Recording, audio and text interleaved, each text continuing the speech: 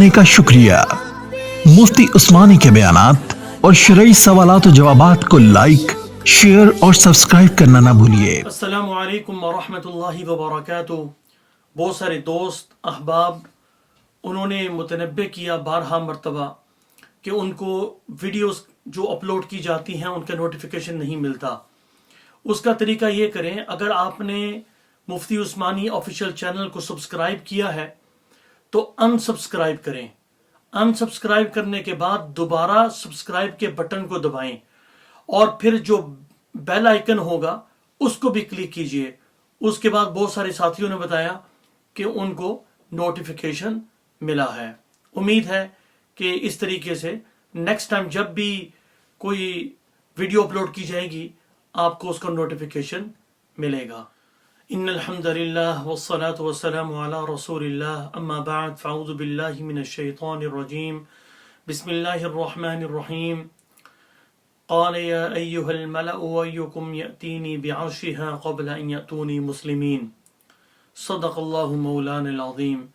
اللهم صل على محمد وعلى آل محمد كما صليت على إبراهيم وعلى آل إبراهيم إنك حميد مجيد۔ اللهم بارك على محمد وعلى آل محمد كما باركت على إبراهيم وعلى آل إبراهيم إنك حميد مجيد۔ محترم ناظرین، آج کی نشست ملکہ بلقیس سے جڑے ہوئے واقعے کی تیسری نشست ہے۔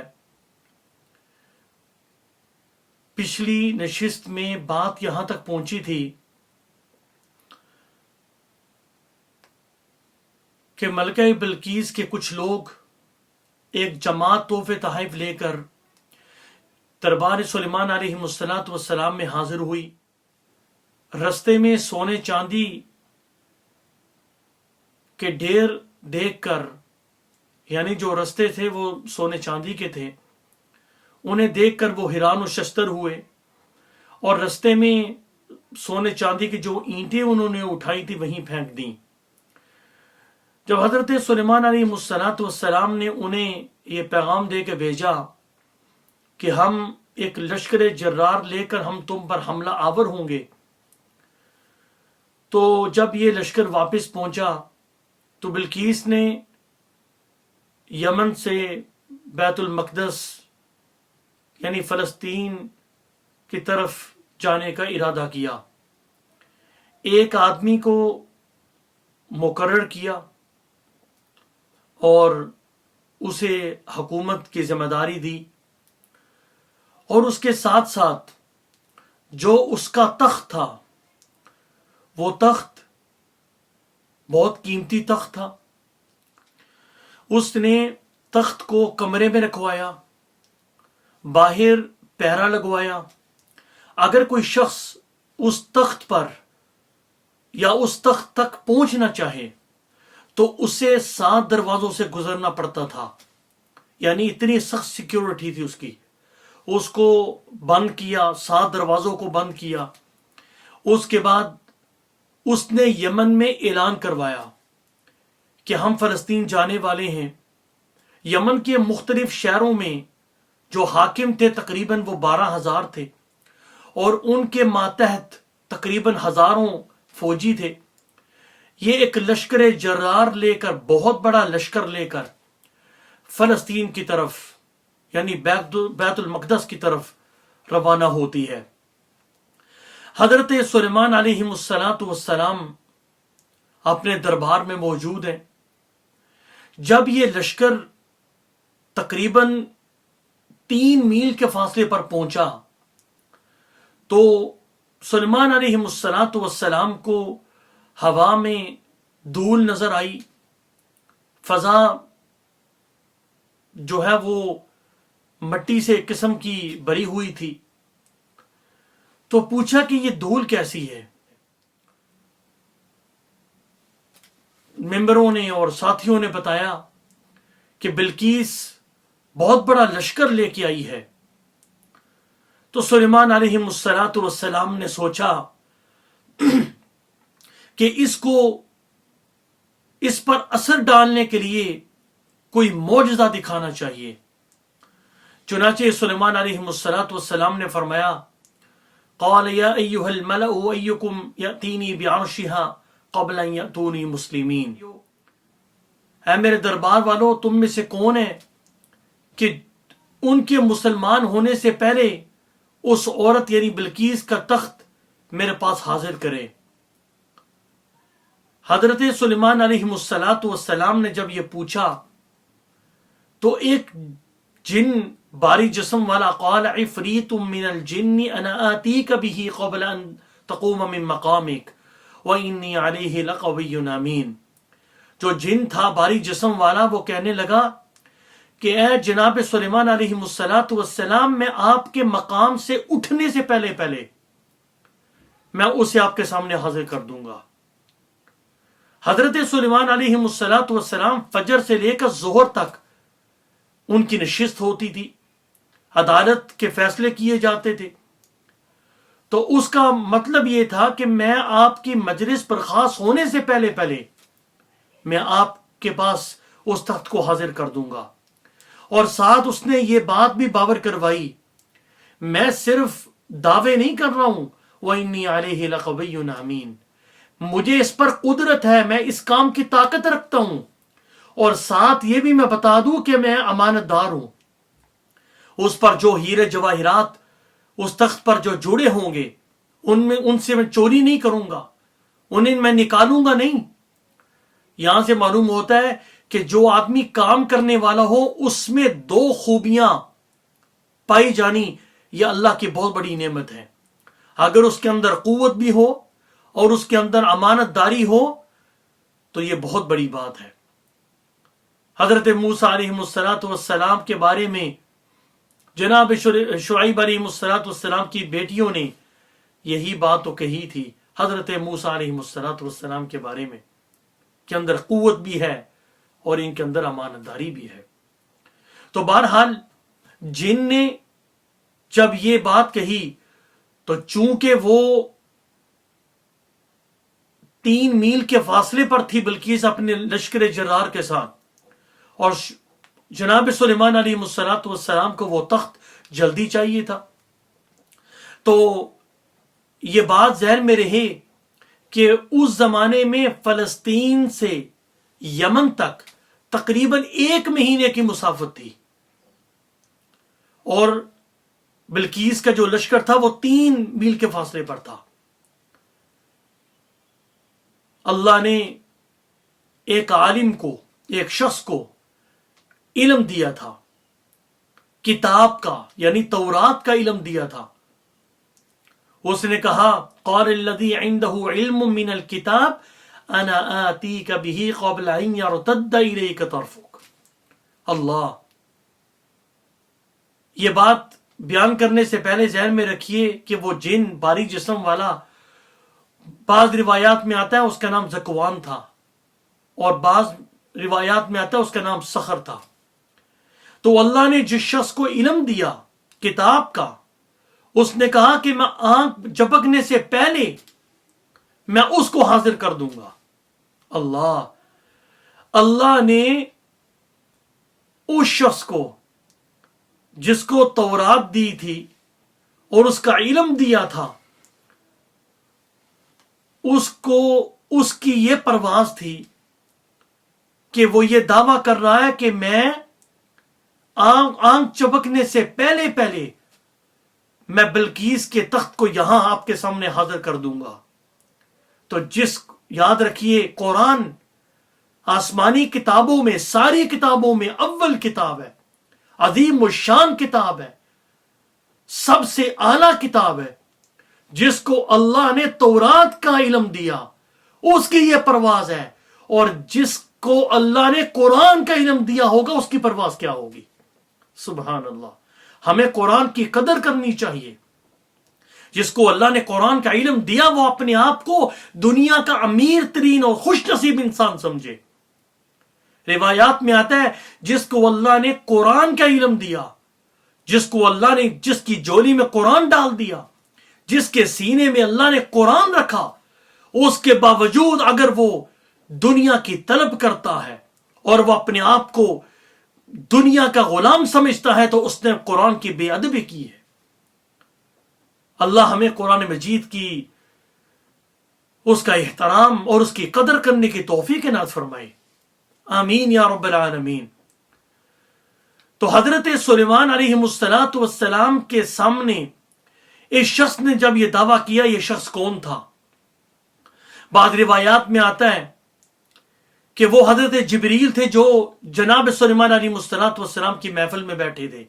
بعض روایات میں آتا ہے کہ وہ کوئی فرشتہ تھا جس نے یہ بات کہی تھی، لیکن اکثر جو مفسرین ہیں وہ اس بات پر متفق ہے وہ شخص آصف بن برخیہ تھے، جو جناب سلیمان علیہ السلام کے دوست اور خالہ کے بیٹے تھے۔ اللہ نے ان کو علم دیا تھا۔ کیا علم دیا تھا؟ ان کے پاس اسم اعظم تھا، اللہ کا وہ بڑا نام جس کے ذریعے انسان دعا کرے تو اللہ اس کی دعا کو رد نہیں کرتے، اس کی دعا کو قبول فرما لیتے ہیں۔ اور وہ اسم اعظم کیا ہے؟ بعضوں نے کہا یا ذا الجلال والاکرام، یہ اسم اعظم ہے۔ اس کے بارے میں سن لیجئے کہ علماء نے لکھا ہے جو آدمی یہ چاہتا ہے کہ اس کے چہرے پر نور ہو، اس کا چہرہ چمکے، اس کے چہرے پر نور ہو، تو ایسے شخص کو چاہیے کہ وہ ایک تسبیح روزانہ یا ذا الجلال والاکرام کی پڑھے، اپنے ہاتھوں پر پھونک مارے اور اپنے چہرے پر مل دے۔ اور اس کا ایک اور بہت بڑا فائدہ یہ ہے یا ذا الجلال والاکرام کے وظیفے کا، کہ جو آدمی تقریباً 300 مرتبہ اسے ہر روز پڑھتا ہے، اللہ رب العزت اس کو بے انتہا رزق عطا فرمائیں گے، اس کے رزق میں برکت ہوگی۔ تو یا ذا الجلال والاکرام یہ بھی اسم اعظم میں سے ہے۔ اور وَإِلَٰهُكُمْ إِلَٰهٌ وَاحِدٌ لَا إِلَٰهَ إِلَّا هُوَ الرَّحْمَٰنُ الرَّحِيمُ، یہ بھی اسم اعظم میں سے ہے۔ اگر کوئی آدمی ان کلمات کو پڑھ کے دعا کرے گا تو اللہ رب العزت اس کی دعا کو شرف قبولیت سے نوازیں گے۔ تو بہرحال آصف بن برخیہ نے جب یہ دعویٰ کیا اور اٹھ کر نماز پڑھی، دیکھیے جب بھی انسان کو کوئی مشکل پیش آئے، جب انسان کو کوئی مسئلہ ہو، اسے اللہ کی طرف متوجہ ہونا چاہیے۔ حضرت اماں عائشہ رضی اللہ تعالی عنہا فرماتی ہیں کہ جب بھی رسول اللہ صلی اللہ تعالی علیہ وسلم کو کوئی مسئلہ درپیش آیا، آپ علیہ السلام فوراً مسجد میں پہنچ کر نماز کی طرف متوجہ ہو جاتے، نماز میں مشغول ہو جاتے۔ آج ہمارا مسئلہ یہ ہے کہ ہم ہمارے مسائل کا حل ہمارے دین میں، ہمارے مسائل کا حل ہمارے قرآن میں، ہمارے مسائل کا حل ہمارے نبی کی سیرت میں موجود ہے، ہمارے مسائل کا حل ہمارے نبی صلی اللہ علیہ وسلم کے ارشادات میں موجود ہے، لیکن ہم اپنے مسائل کا حل غیروں کے در پہ لینے جاتے ہیں، جس کی وجہ سے ہم اپنے رستے کا تعین اور اپنی منزل پر پہنچ نہیں پاتے۔ اور ہماری مثال اس شخص کی طرح ہے جس نے اپنے سر پر روٹیوں کا ایک ٹوکرا رکھا تھا اور وہ ہر دروازے کو کٹکھٹا رہا تھا اور یہ صدا لگا رہا تھا کہ میں بھوک سے مرا جا رہا ہوں، مجھے کھانے کے لیے دے دیجئے۔ ایک عقل مند شخص نے کہا بھیا مجھے یہ تو بتاؤ تمہارے سر پر یہ ٹوکرا کس چیز کا ہے؟ اس نے کہا میں نے یہ روٹی کا ٹوکرا ہے۔ اس نے کہا کہ تمہارے مسائل کا حل تو تمہاری ٹوکری کے اندر موجود ہے، لیکن تم اپنے مسائل کا حل لوگوں کے دروازے پر ڈھونڈ رہے ہو، تم اس مسئلے کا حل جب تمہارے پاس موجود ہے غیروں کے دروازے پہ کیوں جا رہے ہو؟ یہی حال آج امت کا ہو چکا ہے کہ امت نے جو فرمودات تھے رسول اللہ صلی اللہ علیہ وسلم کے، ان کو چھوڑ کر غیروں کے دروازے پر جا کے ان مسائل کا حل ڈھونڈنا شروع کیا، جس کی وجہ سے ہم لوگ بھٹک گئے۔ اللہ اکبر۔ جناب آصف بن برخیہ نے نماز پڑھی اور جناب سلیمان علیہ السلام کو عرض کیا آپ یمن کی طرف آنکھ اٹھائیں انہوں نے یمن کی طرف آنکھ اٹھائی، اللہ نے فرشتوں کو حکم دیا، انہوں نے اس تخت کو 7 دروازوں کے بیچوں بیچ اس کمرے سے تخت کو اٹھایا اور زمین کو چیرتے ہوئے پلک چپکنے سے پہلے جناب سلیمان علیہ السلام کے سامنے اس تخت کو رکھ دیا۔ اللہ اکبر، لا الہ الا اللہ، سبحان ربی الاعلی۔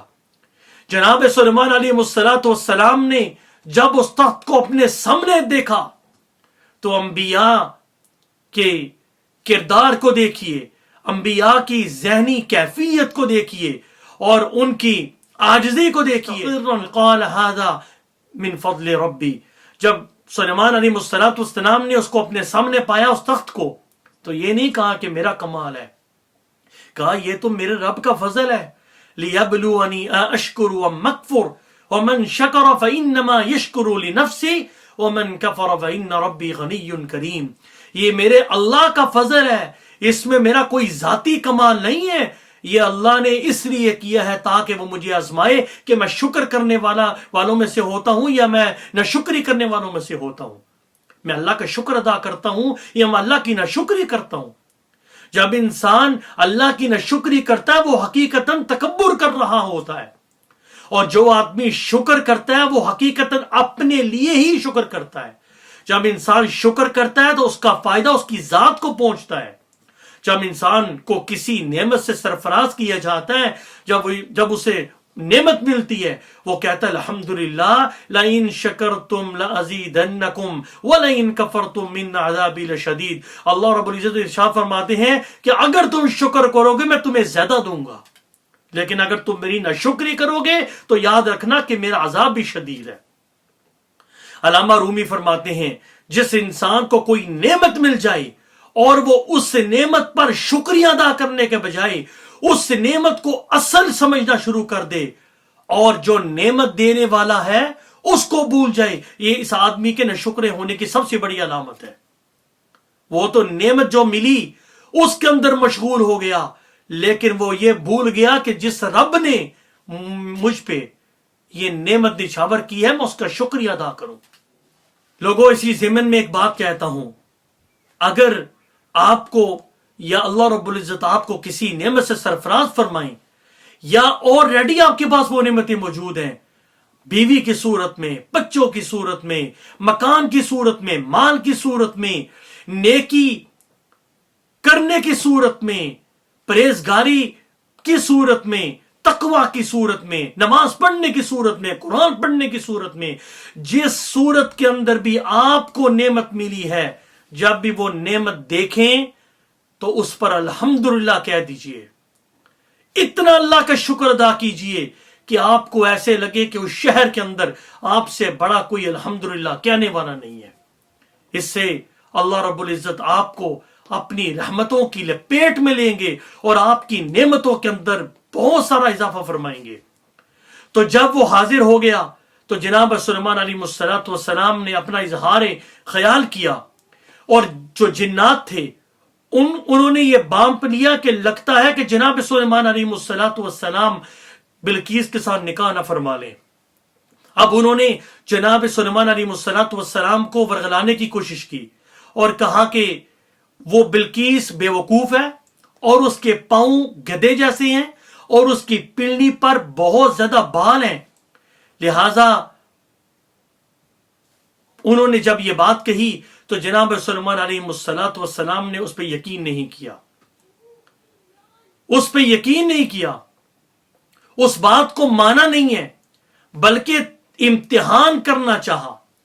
اور امتحان کیا تھا کہ جناب سلیمان علیہ السلام نے حکم دیا کہ شیشے کا محل بنایا جائے، شیشے کا محل بنایا جائے۔ اس شیشے کے محل کے باہر ایک باغ بنایا، صحن تھا، اس میں باغ بنایا گیا، اس میں حوض بنایا گیا، اس حوض میں پانی تھا، پانی کے اندر رنگ برنگ کی مچھلیاں رکھی گئیں اور دیگر جانور رکھے گئے، اور اس پانی کے اوپر شیشہ بچھایا گیا۔ اگر کوئی آدمی دور سے قریب سے اسے دیکھتا اس حوض کو تو اسے یہ محسوس ہو ہی نہیں سکتا تھا کہ یہ شیشہ ہے اس پانی پر۔ اور دوسرا جناب سلیمان علیہ السلام نے حکم دیا کہ وہ جو تخت ہے اس کے جو سبز رنگ کے جو پتھر ہیں یا یاقوت کے جو بھی پتھر لگے ہیں یا جو بھی ہیرے جواہرات لگے ہیں سبز رنگ کے انہیں لال کر دو، جو لانا انہیں سبز کر دو.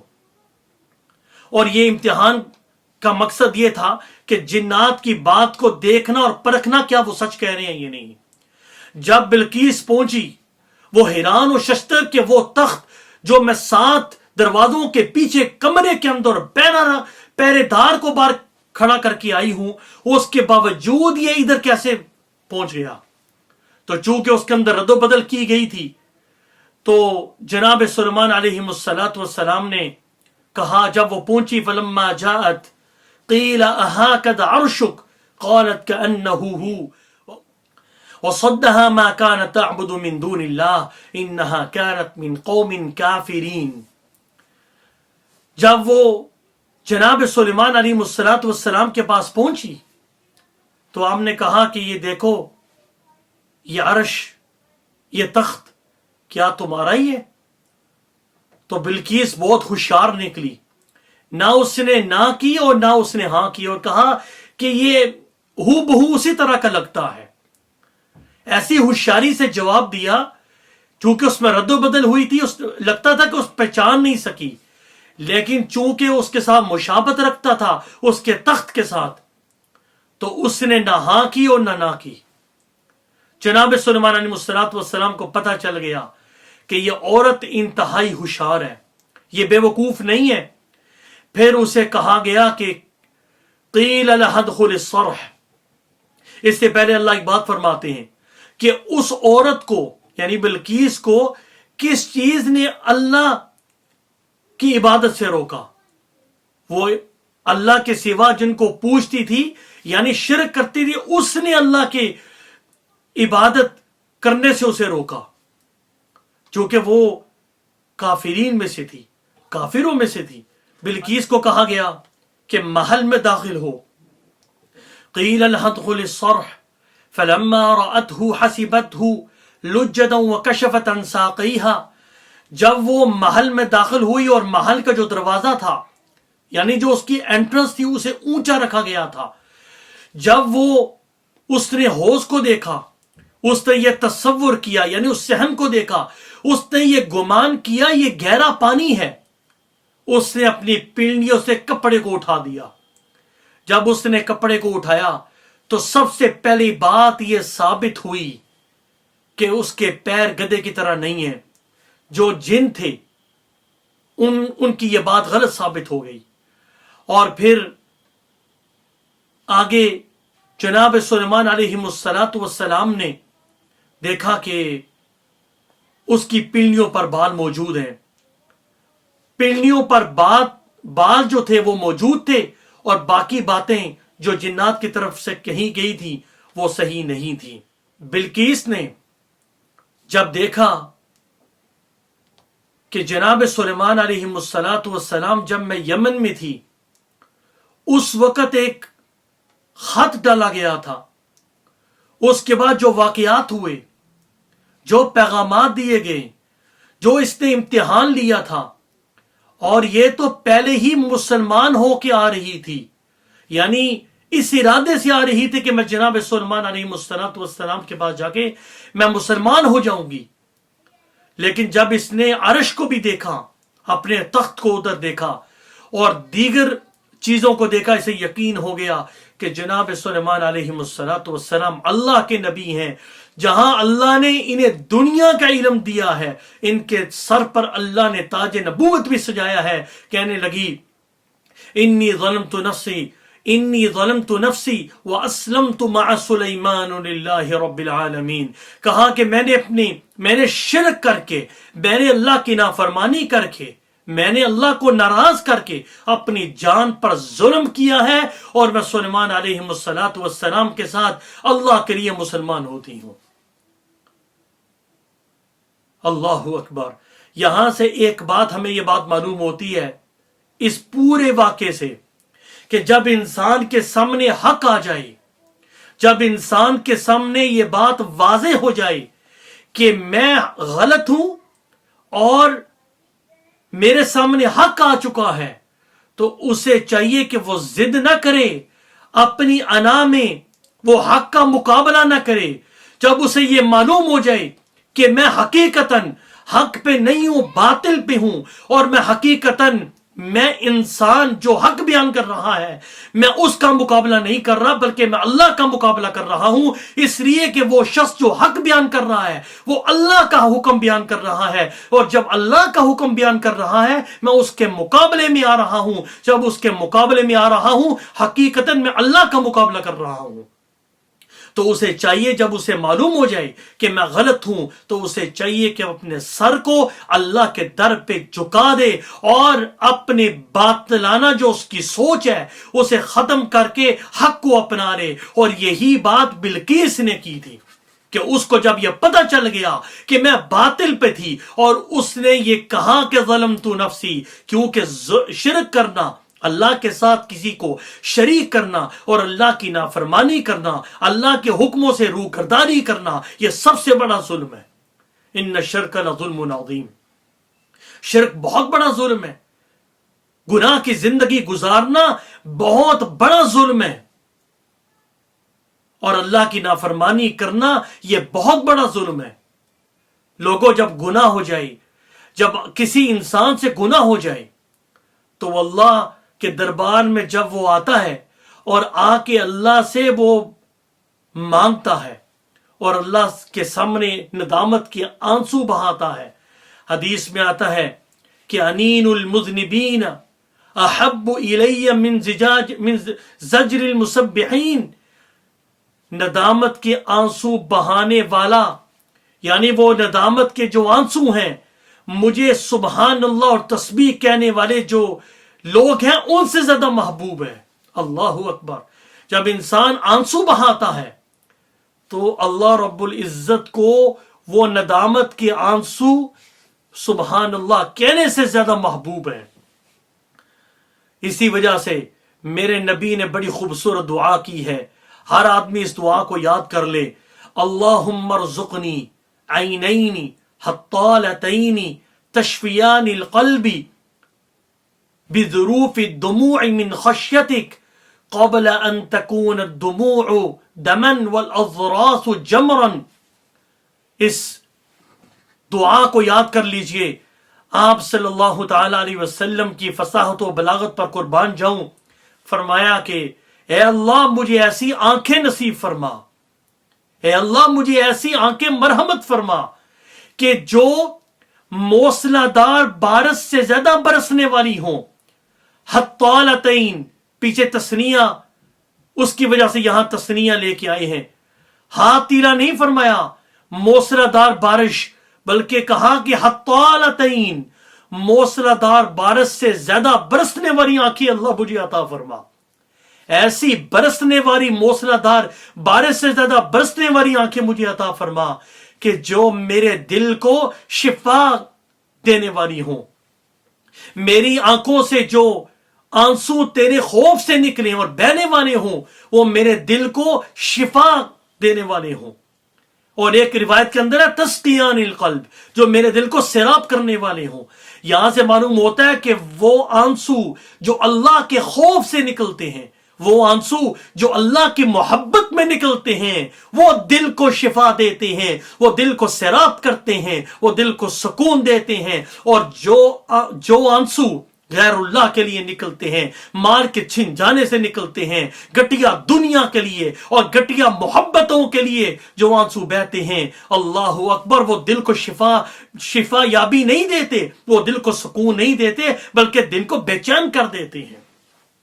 جب انسان آنکھوں سے موسلا دار بارش سے زیادہ آنسو بہاتا ہے تو اس کے دل کو سکون ہوتا ہے۔